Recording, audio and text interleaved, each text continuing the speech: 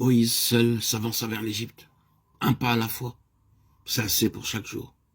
Lorsqu'il se tenait devant le Seigneur, Moïse ne prévoyait pas qu'il devait se séparer de sa famille. Averti par Dieu, Aaron vint à la rencontre du voyageur. Ensemble, ils se rendirent auprès des anciens d'Israël, et le peuple crut.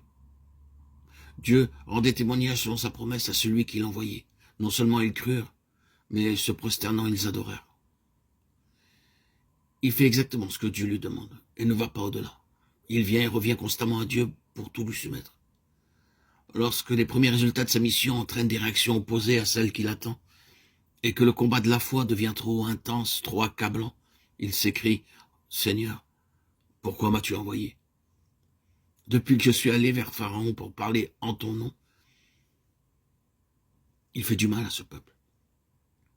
Et tu n'as point du tout délivré ton peuple. » Exode 5, 22, 23. Quelle épreuve!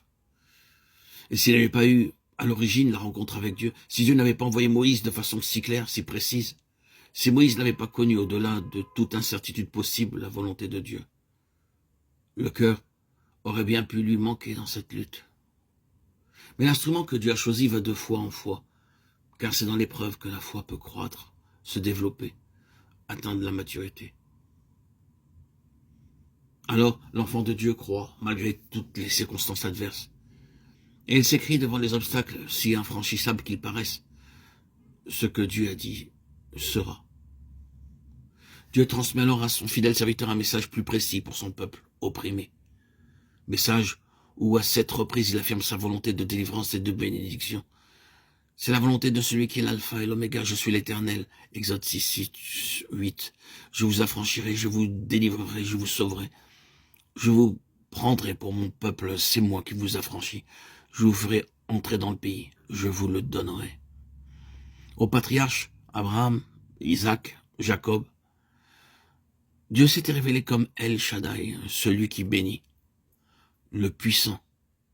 Maintenant, il se révèle à Israël comme Yahweh, le Dieu juste,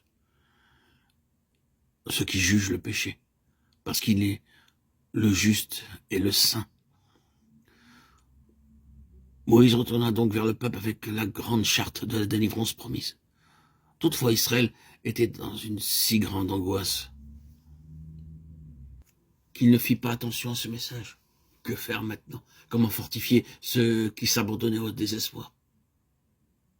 Comment soutenir ceux qui se laissaient aller? Dieu n'avait-il pas trop fait attendre le moment de la délivrance? Le cœur de Moïse est déchiré par l'épreuve. Être envoyé pour sauver et devenir comme l'instrument d'un surcroît d'affliction. Quelle foi puissante il fallut pour traverser victorieusement cette période douloureuse. Une foi comme celle du Seigneur. Jésus resta encore 2 jours éloigné alors qu'il savait que Lazare était gravement malade.